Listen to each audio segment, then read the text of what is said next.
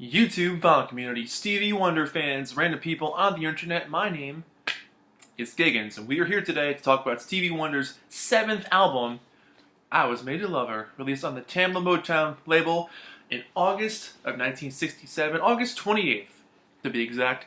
Stevie was 17 when this album came out, and this was his 7th album. Let's just put that into perspective here. I feel like a total slacker and like I've done nothing with my life. If this guy put out 7 albums by the time he was 17, I didn't know my...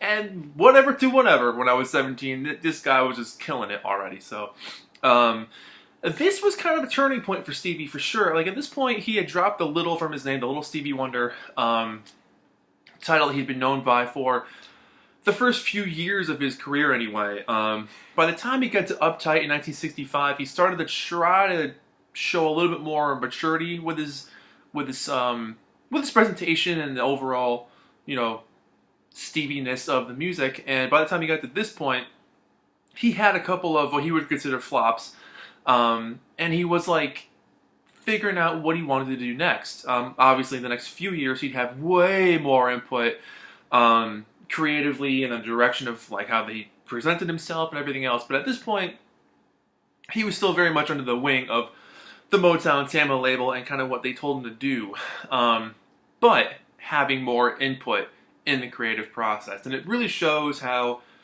for being 17 years old, he was starting to make his own, he was starting to put out himself and not kind of going with what the record label was telling him to do. There is a lot of that on here, but the moments that are pure Stevie on here stand out beyond anything else, and truly show off what kind of a giant he would become in terms of making records, writing songs, production, you name it. He just became a fascinating and one of the most amazingly talented people in music, period. So this album was recorded throughout the spring and early summer of '67, mostly through April to July. Produced by Clarence Paul and Henry Cosby. And, at this point, he was starting to write more, like I said. He ended up writing Tears of a Clown for Smokey Robinson, which, holy crap, great song. And he was also graduating from the Michigan School for the Blind at this point. But he was starting to explore new ways to deliver songs about love and songs about relationships and songs about growing up. Like I said before, Uptight changed a lot of things for him. It gave him a more mature way to express himself. And, this album itself, the title track on here, I Was Made to Love Her, is easily one of the best songs he ever did, especially up until this point, but one of my favorites that he's ever done. He was starting to get that vibe of him, where he would totally nail that down a few years later with, like Signed, Sealed, Delivered, or My Cherie Amour, you name it. He was starting to, do that with this album. So for me, this is a big transition album that kind of shows where he was, what he was into at this point, and where he would go next. Yeah, just a fantastic album. Overall, there really isn't a whole lot to know about the recording of this thing beyond the fact that, like most of these things, everybody went to the studio. They did as few takes as possible to conserve tape and make sure everyone knew what they were doing, and then put the album out. I mean, you had a great crew behind him, and then they kind of did it. But yeah, with that, I Was Made to Love Her, the first song on here. I mean, this is just a classic song. The build-ups that lead to that harmonica solo in the beginning are just so... they fill you with love. They fill you with, I guess, a bit of nostalgia, because we all heard that song when we were kids, probably. But his harmonica playing is just spot on. It's always so full of soul, and it's him. It's just instantly, that's Stevie Wonder. This whole song is packed with harmonies. There's all kinds of riffs happening all through this thing, whether it's the guitar or the bass. There's a lot of people playing their own thing, kind of blending together, which works really well. But the drums are super exciting. That rubbery bass, and Stevie just nails it vocally. Like, he just absolutely nails it. I love that bit at the end where he ad-libs, "Stevie ain't gonna leave you." Like, it's so good. And it's just, I think that adds to a bit of his own humor. He's a funny guy. If you've seen interviews with him, he jokes around a lot. He's just a funny dude. So I think having a bit of his own sort of me moment in that thing adds to the charm of that song and lends itself to be, something you want to listen to over and over again for years to come. But that magic that is very much him is just drenched all over this song. And something he'd carry with him for the next few years before he got really into synthesizers in the early 70s, and that whole thing just kind of changed for him. So he went down to Superstition and eventually Songs of the Key of Life and all that stuff. Send Me Some Love, and this song is really good too. I love the production here. There's just enough of an echo on his voice to make things a little bit different and give it kind of an airy atmosphere, which I really, really enjoy. Great background vocals, the upbeat pianos throughout this thing are fun. And again, great drum sound. I love that peppy drum sound that really comes across on a ton of these songs. Like a lot of Motown songs, you get that same sort of feel in the drums. But I really like that because it's really expressive and it makes you want to move. It's got a good shuffle to it. Overall, it's just a fun track, but again, his voice, for being 17, there isn't a crack on it. He knows how to sing, and all the songs are arranged for his vocals at this age, and they just work really well. I'd Cry, love this song. This is another one of my favorites on this album too. The strings kind of sound like they're crying a little bit. Excellent horns, but the passion in Stevie's voice on this one really carries through really well. Love the brief little solo, but the overall spirit of this song, for me, hits all the marks to be a single. Or at least a low charting single somewhere. This could have been somewhere in the Stevie Wonder Greatest Hits catalog. Just really well produced song. Everybody Needs Somebody, I Need You. This song's good too. I love that sort of group vocal chorus. That kind of like camaraderie kind of feel that is presented with this song. This feels like you have a good friend in this song. I kind of like that approach. It feels like a Sam Cooke song. I can totally see Sam doing this one. Again, it's one of those songs that works really well for presenting his maturing vocals and his maturing mentality as you become, a person leaving his teens, becoming a 20-something, and how you grow through that period. But it's got a classic feel, as most of this album does. It's got that classic Motown feel. Respect, the Otis Redding song. Aretha did it, Otis did it, everyone's done it. I like Stevie's version a lot. It's definitely a strong addition to the album. I don't know if it's like the strongest thing he's ever done, but his take on it and his the atmosphere and the vibe that he gives it, and like I said, the Stevie-ness of it all, it just works. He's one of those guys that can pick up any song and make it his own and really make it feel like it's a letter from a best friend. He's got that comfortable voice and that delivery that makes you feel like, yeah, it's Stevie, good. I'm cool now, I feel good now. Like, he has, all of his songs are like that. You feel like you can trust him just because of his voice. He has a very charismatic and loving voice. I like the bongos in this song too, but overall, pretty cool take. And then My Girl, the classic Temptation song, this one's almost spot on. Like, some of the drumming on this track, I want to say it's almost lifted from the original because it's very, very close to the original. He makes it work. It's a fun cover. It doesn't really strike new ground, but it's just kind of cool to hear Stevie doing it. Not much to say on that one. Side 2 for me is where it gets really interesting. Baby, Don't You Do It. Now this song, now we're cooking with gas. I mean, this song has been all over the place. One of my favorite versions is by The Who. One of the deluxe Who's Next albums. They were kind of horsing around with that one in early '71. Their version's fantastic, but I really, really like Stevie's version here from '67. It's just cooking with gas. It's on fire. His vocals are just on point, and they're so fun.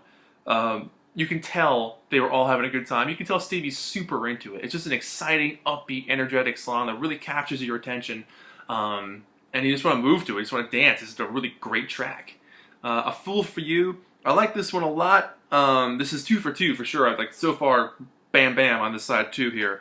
Definitely a bit of more of a gospel blues inspired track. And Stevie's just owning the song. His vocals just carry the song.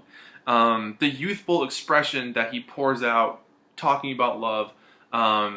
It's one of those things I think we can all relate to. We've all been there. We've all been 17 and in love with somebody, and you have these feelings that you just want to try to get out. You got a feeling inside, you can't explain. It's a certain kind, you can't explain. You feel hot and cold, you can't explain. You get down in your soul, you can't explain. You're a fool for them. It's that kind of thing. And there's a really great fade out on this thing too, which is nice. Can I Get a Witness? Again, everyone's done it, but it's fun. you can't knock it. It's just a good song no matter who does it. It's upbeat. It's just a fun track to sing along to. This could have been a radio hit. Again, I like the exciting horns on it, the party-ish atmosphere throughout this thing, and just the soulful, charismatic delivery that Stevie produces with it. It's really fleshed out and it's densely layered. It's got a lot of markings of a single, and I think this could have been a pretty decent hit for him at the time. I Pity the Fool. Second song with the word fool in it. I really like the slide sort of guitar riff that hangs out in the background of this thing. The piano that accents the rest of the rhythm melody. I like that a lot too. And the care in Stevie's voice, there's a different sort of delivery with his tone that I really appreciate. But the crawl speed, the horns, overall just makes for a really interesting track, and I think good placement on the album as well. Please, Please, Please, the classic James Brown song. Again, everyone's done it, but again, it's just a great song. So it's one of those things where if you cover it, do it well, because it's always going to translate as a great track. And I really like Stevie's almost poppy approach to this, which makes it one of my favorite versions of the song. Because it's one of those things where he makes it his own in such a lighthearted, fun, youthful, 17-year-old kind of way that I think, if I had heard this album when I was 17, I would have been like, yeah, I get it. I just get it, Just a cool track. And then the last song on here, Every Time I See You, I Go Wild, is easily one of the best songs on the album, along with I Was Made to Love Her.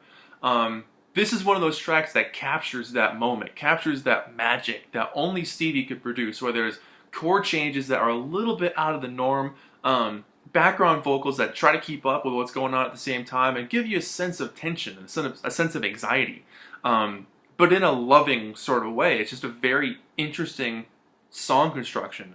The bass romps through this thing. I love that big intro. I love the chanting sort of chorus vibe that goes on throughout this thing.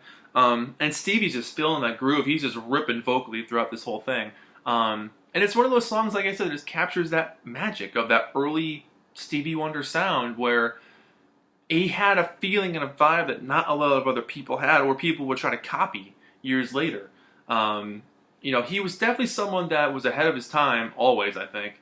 And it took other people a while to catch up to him or accept that he had these cool ideas. So, like I said, a couple years after this, he would become the bona fide star we know today. He was a humongous smash at this time too, but, he would just go on to make so many more good songs over the course of his humongous career. That having a song on here like this, Every Time I See You, I Go Wild, is just a fantastic track.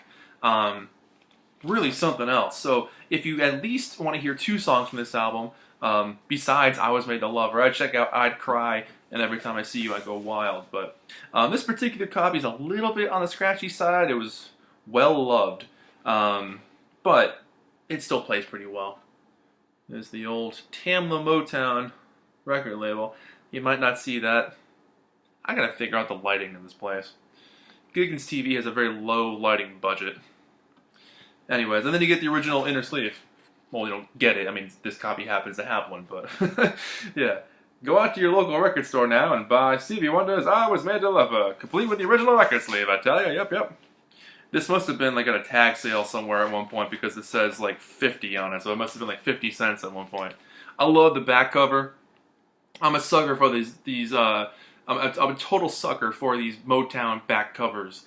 I love the black and white. I love the simple text. I love the simple layout. It's just so striking and stark and effective, and it's just so cool to look at. But it's a great picture of Stevie, just hanging out, having a good time, knowing he's awesome. So that's it. I mean, it's a really fun album. I really enjoy it a lot. It definitely captures Stevie at the point in time where he's like, you know what? I'm growing up. I'm figuring this out. I think I know where to go from here, and I'm really going to show people how amazing I can be. And he's still a force to be reckoned with. He's just one of the most amazingly talented people ever. Just a really cool artist. So that's it. I'd probably give this thing like a 7 or 8 out of 10. I wish there were a couple more originals on here. I love his covers. I think they do a great job. And I would never call them filler. A lot of people call this stuff filler. I wouldn't. It's a really well-recorded track. It's cool. So 7 or 8 for Stevie Wonder. And that's it. My name is Giggens. This has been Album Reviews with Stevie Wonder. I Was Made to Love Her. And that's it. Thank you guys so much for watching. I'll see you guys in the next video, and bye-bye.